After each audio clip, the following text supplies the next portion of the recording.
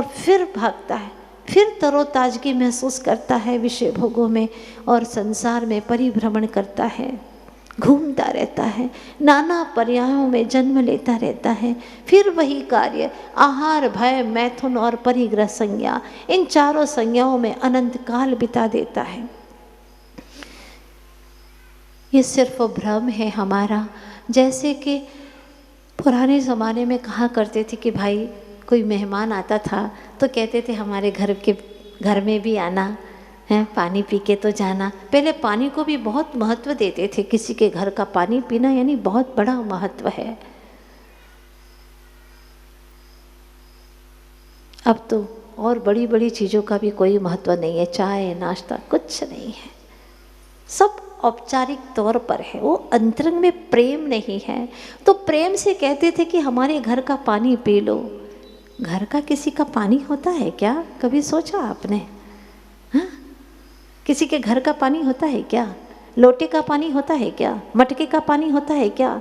घड़े का हंडे का पानी होता है क्या? नहीं भाई नहीं, पानी तो पानी है। हाँ, बारिश का पानी है। किसका पानी है? उसका मूल दावेदार है कौन? कौन है उसका मालिक? बारिश है ना। बस वो गिरा, कभी नदी में गया तो कहते हैं नदी का पानी है, हाँ, कभी कहते कुएं का पानी है, कभी कहते हैं कि यह बारिश का हमने पानी संचित किया था, एक टंकी का पानी है। ये सब तुम्हारी सोच है, मूल तो एक ही है। इसका जो स्रोत है वह बादलों से झरना है पानी का। बस उसी प्रकार से मूल में हम सब आत्माएं थी, आत्मा है और आत्मा ही रहेंगे। ये तो भिन्न भिन्न घड़ों का पानी, मटके का पानी आदि आदि जो कह रहे हैं, उस शरीर में आ गए तो बस वही नाम हम देने लगे कि हम वहाँ के हैं, वो नाम है हमारा, वो घर है हमारा।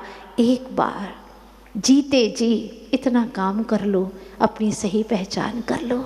अगर बच्चा 2 साल का हो जाए और अपनी पहचान न करे तो माँ बाप को बहुत दुख लगता है कि पहचानता ही नहीं है, कैसी बुद्धि है उसकी, इसकी बुद्धि अच्छी नहीं है, अभी तक पहचानता ही नहीं है। नाम लेते हैं, ये देखता ही नहीं है कहीं आँखों में नज़रों में कमी तो नहीं है।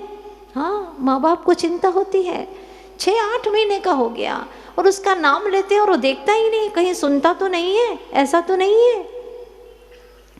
तो हमारे प्रभु को भी चिंता है इस बात की, निज प्रभु को, कि कहीं ऐसा तो नहीं कि तू सुनता ही नहीं है। लगता है कानों से सुनता हुआ, लेकिन भीतर रुचिपूर्वक सुनता ही ना हो। अगर सुनता होता तो निश्चित रूप से तू अपनी पहचान के लिए लग जाता, तुझे धुन लग जाती। तुझसे तेरा क्या रिश्ता है तू जानता ही नहीं है। आचार्य देव पुकारते हैं, मुझसे मेरा क्या रिश्ता है, असली रिश्ता भूल गया। इतने चेहरे बदले तूने, असली चेहरा भूल गया, असली चेहरा भूल गया। इतने चेहरे तूने बदल दिए, कितने अनंत अनंत पर्याय धारण कर ली। हर पशुओं का चेहरा तूने धारण किया। अब उनको देख करके क्या घृणा करता है रे चेतन? वो सब चेहरे तूने ग्रहण किए, धारण किए तूने। नारकी के हर चेहरे तूने धारण किए हैं, देवों के चेहरे धारण किए। मनुष्य के कई चेहरे तुझे अच्छे नहीं लगते, कहता है तो गुस्से में कि मुझे तो फूटी आंख भी देखना सुहाता नहीं है। बेटा तो अनंतों बार ये सारे के सारे चेहरे ग्रहण करके आया है, इसलिए किसी से घृणा मत करना, नफरत मत करना। नफरत करेगा तो तुझे संभावना है ऐसा ही चेहरा मिलने की। अगर पुरुषार्थ नहीं किया मुक्ति का तो फिर यही अनंतों बार यही पर्याय धारण करना है। अब तो एक बार महसूस करके मैं बहुत थक चुका हूँ। कितने कितने चेहरे बदल ले तूने, और असली जो चेहरा था उसे तो भूल ही गया। जो निशुद्धात्म तत्व है उसका स्वरूप भूल गया। तो एक बार इस मनुष्य जीवन में जैन कुल में जिनेंद्र भगवान की शरण मिली है तुझे, और कुंद कुंद आचार्य देव जैसे महान आचार्यों का ग्रंथ का समागम मिला है तुझे, आचार्य गुरुवर्ष विद्यासागर जी महाराज जैसे योगी का चरण सानिध्य मिला है तुझे। अब क्या बाकी है, क्या करना शेष है? बस रुचि जगाना शेष है। इधर उधर घूमना अच्छा लगता है पर अपनी आत्मकथा नहीं सुनता। एक दिन की छुट्टी हो जाती है, अवकाश मिल जाता है, कल रक्षाबंधन था तो इधर उधर भागने में मन लग जाता है। हाँ, भाग जाता है इधर उधर घूमने के लिए। इतना घूम लिया, तीनों लोकों में कोई भी क्षेत्र, एक भी क्षेत्र, एक प्रदेश भी ऐसा नहीं बचा जहाँ तूने अनंत बार जन्म न लिया हो। अब कहाँ घूमना चाहता है, क्या देखना चाहता है, क्या है देखने योग्य? सच पूछो तो दुनिया में तीन लोक में देखने योग्य कुछ है ही नहीं।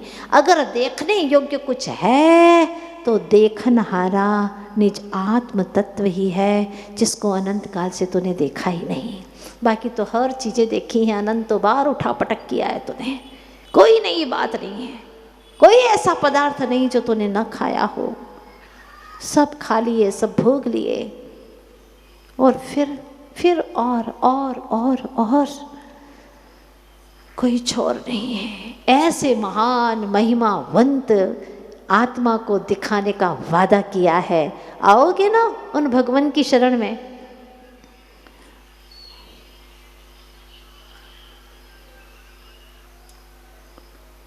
उन आचार्य देव की शरण में आओगे ना तुम? वो दिखा रहे हैं, अनादिकाल से जिसको तुमने नहीं देखा उसको दिखाने वाले हैं। हाँ, जैसे कि यहाँ पर से घोषणा हो जाए कि कल एक अद्भुत चीज दिखाई जाएगी। हाँ, प्रोजेक्टर लगेगा, उससे अद्भुत चीज दिखाई जाएगी, देखने के लिए आ जाएंगे। और यहाँ आचार्य भगवान 2000 वर्ष पहले से पुकार रहे, मैं दिखाऊंगा। कितने वर्ष पहले? 2000 वर्ष पहले से कह रहे हैं, मैं दिखाऊंगा दिखाऊंगा।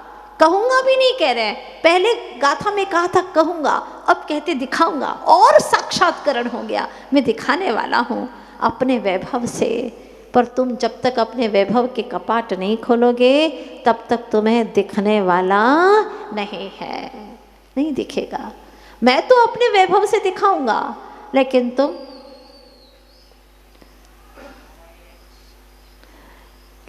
अपने भव भ्रमण के विकारों से अगर सुनोगे तो तुम्हें समझ में आने वाला नहीं है। शांत चित्त करके, ये अनमोल है, अद्भुत है ये चर्चा, ये वार्ता ही बहुत ही वजनदार है जो इस जीव ने कभी रुचि पूर्वक सुनी ही नहीं। सच पूछो तो दुनिया की बातें सुनकर के जो थकान लगती है, ईमानदारी से कहिएगा, आत्मा की बात सुनकर के शांति मिलती है क्या? नहीं मिलती है। जब आत्मा की बात सुनते हैं तो इतना अच्छा लगता है। आचार्य देव कहते हैं, जिसकी प्रतिमा इतनी सुंदर, वो कितना सुंदर होगा, वो कितना सुंदर होगा।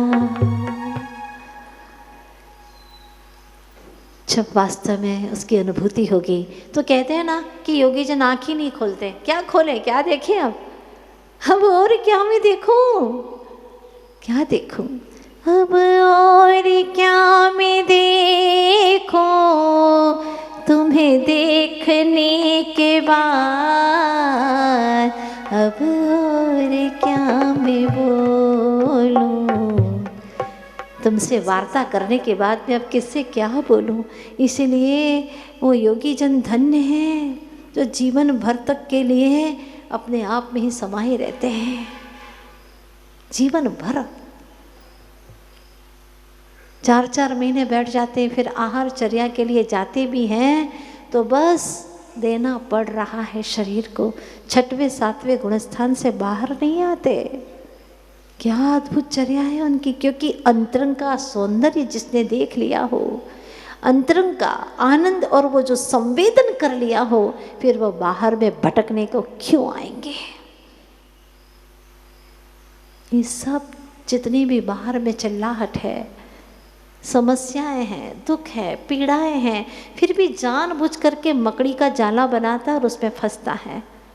जिंदगी भर यही करता है, जाला बनाता है, उसमें फंस जाता है, फिर दुखी होता है। जबकि सुख का उपाय साक्षात दिख रहा है। यदि दाए च प्रमाणम, यदि दिखाऊं तो प्रमाण करना, चुक जाऊं तो उसमें छल ग्रहण मत करना।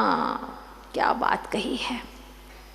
छल कर जाते हैं ना, कई बार छल कर जाते हैं।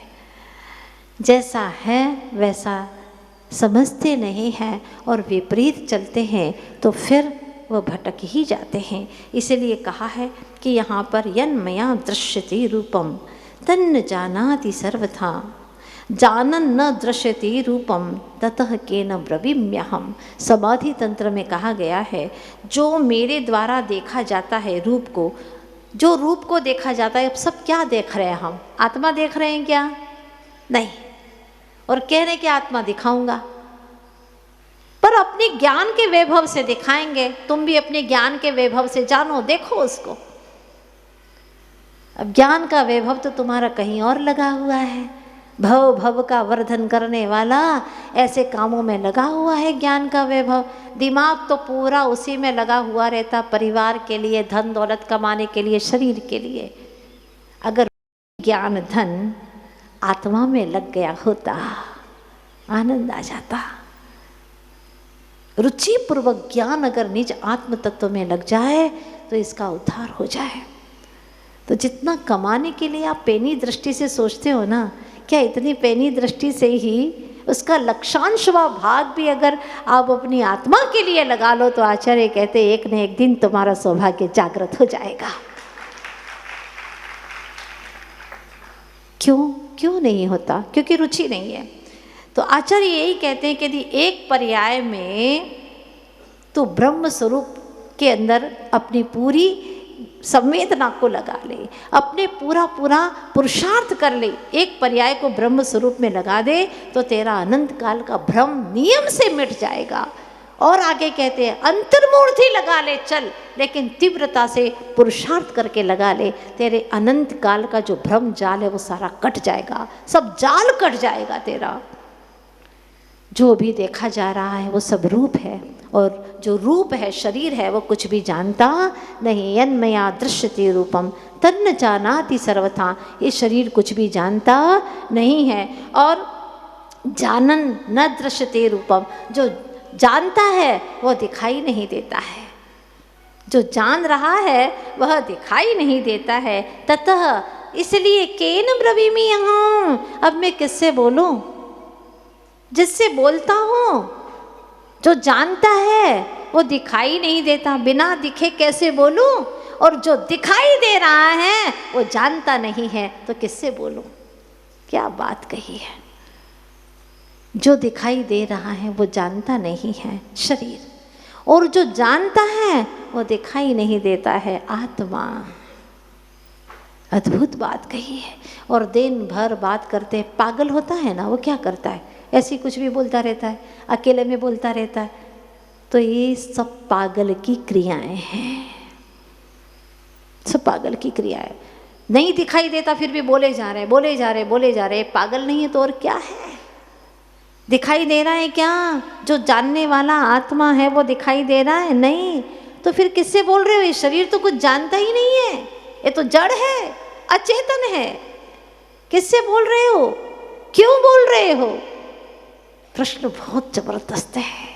ततः केन ब्रवीमि अहम्, तो फिर मैं किससे बोलूं? फिर भी बोले जा रहे हैं। कम से कम बोलते वक्त इन पंक्तियों को याद तो कर लेना कि मैं क्यों बोल रहा हूँ, किससे बोल रहा हूँ।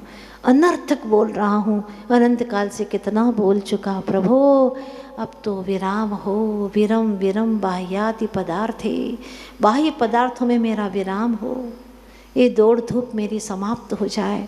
बहुत अद्भुत विषय है। ऐसी पवित्र गाथाओं से बाहर निकलने को उपयोग चाहता ही नहीं, ऐसा लगता है उपयोग इसी में रमा रहे। कम से कम अशुभ में तो उपयोग जाएगा ही नहीं, शुभोपयोग में तल्लीन रहेगा। और शुभोपयोग से सारे मार्ग खुलेंगे।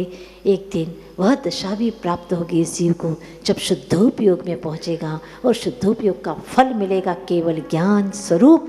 सादी अनंत काल तक के लिए अपने शुद्धत्व का अनुभव करेंगे। वह शुभ दशा, पवित्र दशा अवश्य प्राप्त होगी। बस मार्ग से च्युत मत होना। सारे काम छोड़ करके बस कम से कम अंतर मुहूर्त के लिए, पौन घंटे के लिए आत्मकथा का श्रवण अवश्य करिएगा। अद्भुत कथा है यहाँ, जिसमें कोई राजा रानी की कहानी नहीं है, सिर्फ मेरी कथा है।